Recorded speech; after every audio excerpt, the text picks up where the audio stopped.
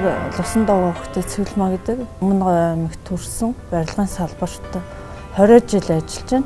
Хамгийн сайхан юм нь манай барилгын инженер хүн байсан. Өмнөг аймагт би тэр халааг нь аваад ажиллаад одоо эдэг болтор ингээд сайхан энэ барилга гэдэг том тогооноос хоолоо олж идээд эндээс гэр бүлийнхээ ханыг сонгоод 2 сайхан хүүтэй охинтой болоод одоо сайхан өнөр өтгөн гэртэй ачтай ингээд сайхан айл болоод эдэг хүртэр явж байна.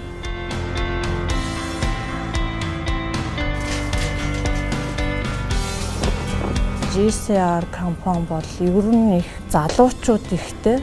Тэгтээ бол зөв хандлагатай сайхан хамт олон. Ер нь залуучууд нь маш их хөдөлмөрч удирдах хүмүүс нь зөв тал руу зөв хандлагатай энэ олон хүмүүсийг бүгдийг нэгэн голборолд оруулаад аюул осолгүй эрүүл үр бүтээлтэй тим ажиллахад нь бол удирдлагууд, инженерүүд, ажилтнууд бүгд их тусалдаг.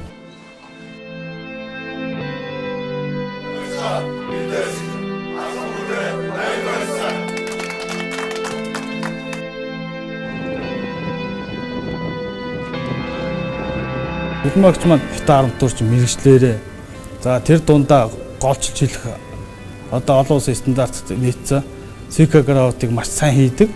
Цэвэлмаагч маань за бид нартэйгээ баг ээж гэж хэлж болохоор яагаад гэвэл бидний манай барь гэдэг ганц эмэгтэй хүн цэвэлмаагчтай цаашдах нь ажил амьдралд нь өндрөөс өндөр амжилтыг хүсье. Бид нартэйгээ хамт цаашдаа ч энэ компанид хамт байгаарай гэж хүсдэг.